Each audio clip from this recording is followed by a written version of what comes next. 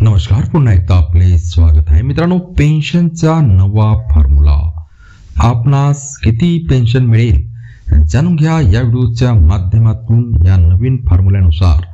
तत्पूर्वी तुम्ही चॅनलला सबस्क्राइब केलं नसेल तर चॅनलला सबस्क्राइब करून टाका, व्हिडिओला लाईक करा, सोबतच ही मोठी बातमी आपल्या मित्रपरिवाराला सुद्धा शेअर करायला विसरू नका। तर मित्रांनो, भारत सरकारने कर्मचारी पेन्शन योजना सुरू करून संघटित क्षेत्रातील कर्मचाऱ्यांना निवृत्तीनंतर आर्थिक स्थैर्य प्रदान करण्यासाठी महत्त्वाचे पाऊल उचलले आहे।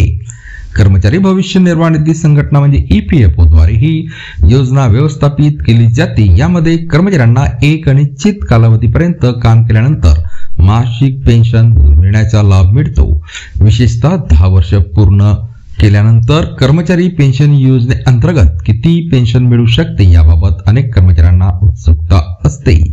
याकरता आपण पेन्शन गणनेचे सूत्र आणि उदाहरण पाहूया मित्रांनो, पेन्शन गणना करण्यासाठी विशिष्ट सूत्र वापरले जाते। मासिक पेन्शनची गणना करण्यासाठी सरासरी मासिक पगार आणि एकूण सेवा वर्ष महत्त्वाची भूमिका बजावतात। उदाहरणार्थ, जर कोणाचा पेन्शनसाठी ग्राह्य धरला जाणारा पगार हा 15,000 रुपये असेल आणि त्याने 30 वर्ष सेवा केली असेल तर त्याची मासिक पेन्शन गणना पुढीलप्रमाणे होईल। मासिक पेन्शन बरोबर 15,000 गुणिले 30 भागिले 70 बरोबर 6,428.57 रुपये। जर एखाद्या कर्मचाऱ्याने फक्त 10 वर्ष सेवा केली असेल तर त्याच्या पेन्शनची गणना याच सूत्राने केली जाईल।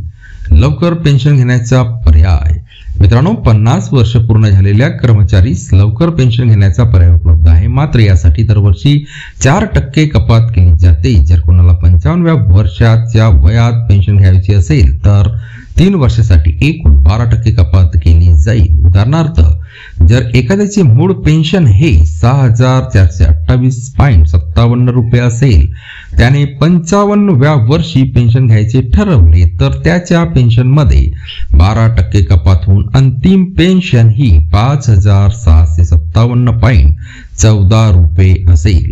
तर मित्रांनो, पुन्हा भेटूया पुढच्या व्हिडिओमध्ये नवीन अपडेट घेऊन। तोपर्यंत धन्यवाद।